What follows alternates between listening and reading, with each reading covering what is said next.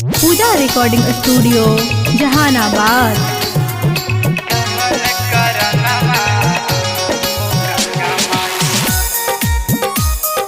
Music by Vikas Bettiah.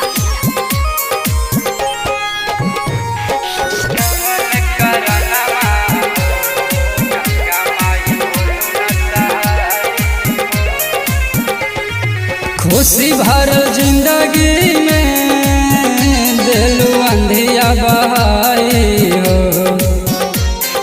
खुशी भरल जिंदगी में दिलु अंधिया बहाई हो। कवन करनमा हो गंगा माई होलु न सहाई हो।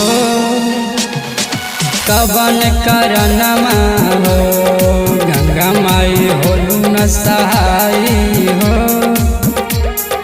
कवन करनमा हो गंगा माई होलु न सहाई हो। कवन करनमा हो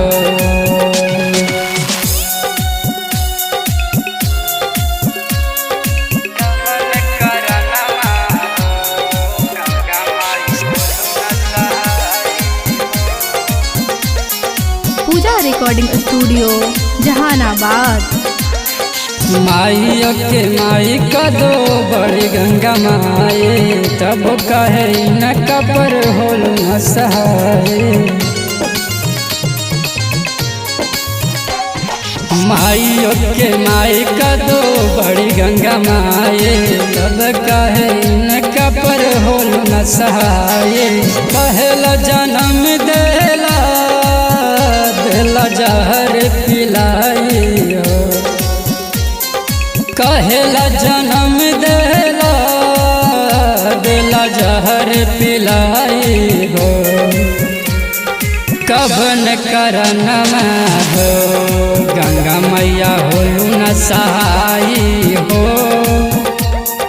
कवन करनमा हो गंगा मैया होलु न सहाई हो। कवन करनमा हो गंगा मैया होलु न सहाई हो।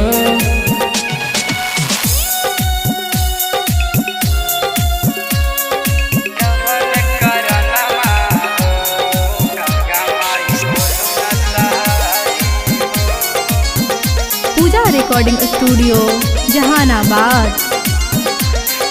पूजा यादव लिखल घटल कहानियाँ प्रमोद बिहारी गावे माई तोर बचनिया। पूजा यादव लिखल घटल तोर कहानियाँ प्रमोद बिहारी गावे माई तोर बचनिया। हमरा साथ के तना के जिंदगी ले लमाई हो।